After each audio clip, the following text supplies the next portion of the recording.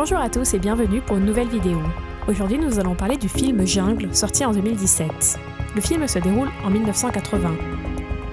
Un baroudeur israélien, Yossi Ginsberg, décide d'explorer les merveilles cachées de la forêt amazonienne. Au début de son voyage, Yossi arrive en Bolivie où il rencontre et se lie d'amitié avec un instituteur suisse, Markus Stam. Lors d'une visite de la ville, Markus lui présente son vieil ami Kevin Gale, un photographe bien connu et un aventurier légendaire de la communauté des Routards. Le trio commence à vivre ensemble dans une auberge de jeunesse à La Paz, tout en explorant les alentours. Un jour, alors que Yossi parcourt la ville, il croise le guide Karl Ruprechter qui lui parle d'une ancienne tribu connue sous le nom de Toromana et l'incite à explorer avec lui les zones non découvertes de l'Amazonie. Excité par cette idée, Yossi retourne à l'appartement et tente de convaincre ses amis de le rejoindre dans cette visite, mais ils ne sont pas prêts à faire confiance à un étranger. Cependant, Yossi emmène tout de même ses amis rencontrer Karl, qui les convainc en glorifiant l'idée et en disant même à Kevin qu'il aura l'occasion de prendre de superbes photos qui pourraient même lui permettre de figurer dans le magazine National Geographic. Alors que Karl part, Kevin leur dit qu'il est prêt et Markus accepte à contre-cœur également. Le groupe commence à rassembler des provisions pour la randonnée, mais est surpris lorsque Karl leur demande de payer sa part. Tout en faisant leur valise, Yossi raconte à ses amis un journal que son oncle lui a donné comme un porte-bonheur, en disant qu'il les protégera des épreuves du voyage. Bien qu'il ne soit pas certain que cela le protégera vraiment, il aime toujours le garder avec lui, au cas où.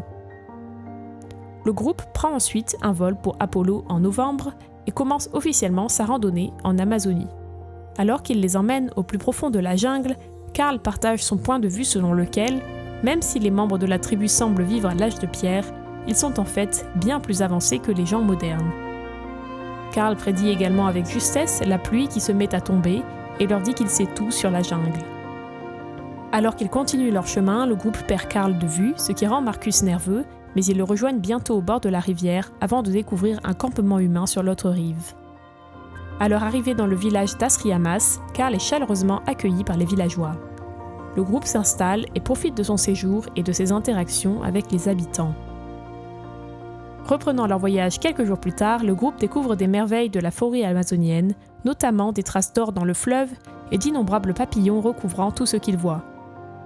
S'aventurant au plus profond de la jungle, Karl abat un singe et le fait rôtir sur le feu avant de l'offrir à ses compagnons. Kevin et Yossi goûtent à contre-cœur, mais Markus refuse d'en manger. Le voyage commence à empirer pour Markus, qui a du mal à suivre le reste du groupe à cause de ses pieds gravement blessés. Bien que Karl fournisse les premiers soins, cela ne lui est pas d'une grande aide. La situation bouleverse Kevin, qui est frustré par le fait que Markus les ralentisse et commence à craindre qu'ils ne puissent pas terminer leur randonnée avant la prochaine saison des pluies. Markus commence à remarquer leur comportement distant et s'excuse auprès d'eux d'être un fardeau. Yossi lui assure que cela ne changera rien et qu'ils s'occuperont de lui, mais Markus passe toujours la nuit à sangloter à cause de sa dépression grandissante. Le lendemain, Kevin et Yossi discutent de la situation avec Karl après avoir appris qu'il leur reste encore 3 ou 4 jours avant d'atteindre la tribu cachée. Yossi suggère de retourner au village et de construire un radeau pour poursuivre leur voyage. Karl est en désaccord et suggère plutôt qu'ils devraient partir seuls et demander de l'aide, mais Kevin rejette son idée, craignant qu'il ne les abandonne dans la jungle. Lorsque Markus s'approche d'eux, Kevin défie Karl et lui dit qu'ils envisagent de construire un radeau pour descendre la rivière. Le groupe accepte l'idée avec hésitation et commence à construire le radeau en utilisant des branches d'arbres. Karl leur conseille de se serrer les coudes et de suivre son exemple pour une navigation sans encombre. Bien que le radeau semble fonctionner pour le groupe, Karl ne semble pas content. Alors qu'ils arrivent sur des rapides, Karl s'énerve contre le contrôle que Kevin exerce sur eux, ce qui mène à une dispute, et ils parviennent à peine à traverser les eaux turbulentes. Après avoir atteint la rive, Karl se dispute avec Kevin avant de partir à la chasse.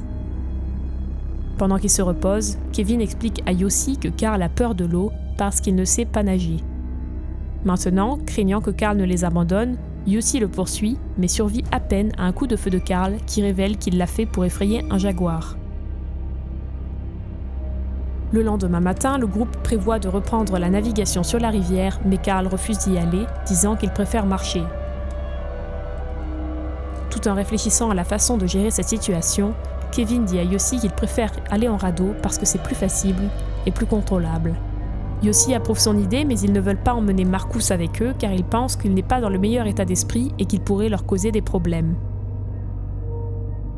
Lorsque Yossi partage l'idée de continuer avec le radeau, Marcus prévoit de les accompagner, mais ils le convainquent de suivre Carl car il les sortira de la jungle plus tôt.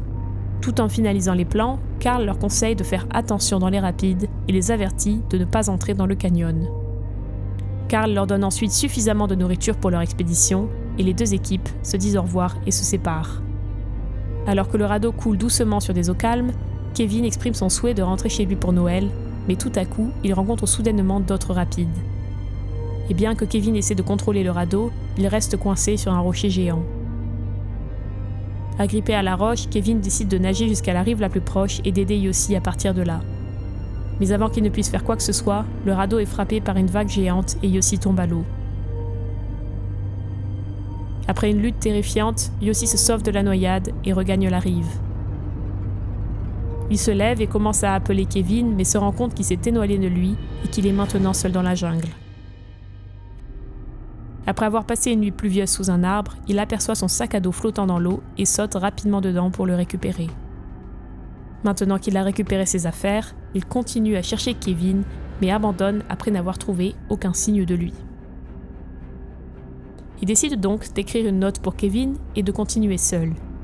Sans formation de survie, Yossi a du mal à prendre soin de lui-même, perdu en Amazonie, mais continue d'avancer tout de même, tout en se nourrissant de fruits sauvages et en combattant les dangereuses créatures de la jungle. Il passe ses journées à se frayer un chemin à travers la végétation dense et ses nuits à rêver de retourner en ville et de manger quelque chose de bon. Bien qu'inquiet, il reste motivé pour continuer jusqu'à ce que quelqu'un vienne le chercher. Au fil du temps, la solitude l'envahit et Yossi commence à halluciner à propos de ses amis. La situation s'aggrave avec le temps car Yossi doit retirer un ver de sa peau et se nourrir d'œufs pourris lorsque sa faim devient insupportable. Il finit par tomber sur des ruines tribales mais ne trouve aucun signe d'humain aux alentours. En lisant la carte, il pense être à Curi Playa et réalise qu'il lui reste encore un long chemin à parcourir avant d'atteindre la ville de Rurrenabaque.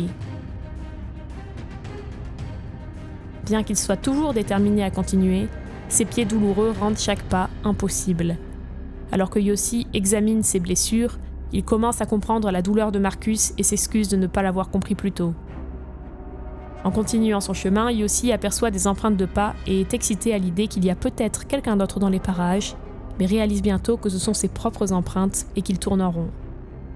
Yossi fait alors une dépression nerveuse, pensant qu'il ne sortira jamais vivant de la jungle. Le 14e jour de sa misérable expédition, la pluie commence à tomber, ce qui rend la tâche encore plus difficile pour lui. Yossi retourne à la rivière et passe la nuit sous un arbre, serrant son journal tout en priant pour qu'il le sauve. Pendant ce temps, Kevin, épuisé, est retrouvé par des habitants de Rurrenabaque, à près de 200 km de Yossi. Après s'être rétabli, Kevin décide de retrouver Yossi et consulte la police locale pour l'aider. Accompagné des autorités, Kevin survole la jungle à la recherche de son ami. Bien que Yossi aperçoive l'avion, Kevin ne peut pas le voir à cause de la densité de couverture végétale et se retrouve à nouveau seul et désespéré. Cependant, étant un véritable ami, Kevin n'abandonne pas et organise une autre équipe de recherche. Comme la disparition de Yossi remonte à près de 3 semaines, l'officier lui dit que celui-ci n'a aucune chance d'avoir réussi si longtemps à survivre, mais Kevin est sûr que son ami l'attend toujours. En voyant sa détermination, l'officier cède et lui parle d'un local, Tico, qui peut le ramener en Amazonie. Après avoir rencontré Tico, Kevin l'informe de la situation dans laquelle il accepte à contre-cœur de remonter le fleuve à la recherche de Yossi. Dans la jungle, celui-ci rencontre la femme de la tribu qui a peur de lui. Mais après avoir partagé ses affaires avec elle, Yossi lui assure qu'il la protégera jusqu'à ce qu'il soit retrouvé. Il est heureux de voir un autre être humain, mais la femme disparaît pendant qu'il dort. Bien qu'attristé, Yossi se lève à nouveau pour enfin voir la lumière du soleil pour la première fois depuis des jours. Son bonheur s'avère toutefois de courte durée puisqu'il se retrouve rapidement coincé dans des sables mouvants et s'évanouit d'épuisement. Après avoir repris connaissance, il s'accroche aux branches d'un arbre voisin et réussit à s'en sortir, mais doit laisser ses affaires derrière lui. Il essaie ensuite de grimper à un arbre pour avoir une meilleure vue, mais se fait piquer par des fourmis et se précipite vers la rivière.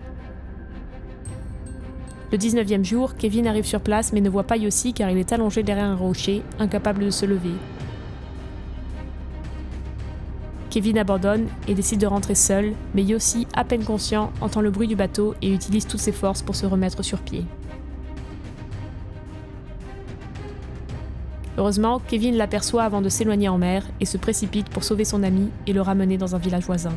L'épilogue nous apprend que Kevin a également essayé de retrouver Marcus et Carl, mais qu'ils n'ont plus jamais été vus. Carl était également déjà recherché par les autorités et ses affirmations selon lesquelles il connaissait une tribu perdue se sont révélées fausses. Kevin a poursuivi sa passion pour l'aventure et la photographie et s'est installé en Israël avec sa famille. Yossi a décidé de retourner en Amazonie et d'en faire sa maison pour la vie. Grâce à ses efforts, les habitants ont construit une station touristique écologique qui a transformé toute la région, pendant que Yossi a continué à suivre sa passion pour l'aventure. C'est ainsi que le film se termine. Si la vidéo vous a plu, je vous invite à l'aimer et à vous abonner pour me soutenir. À bientôt!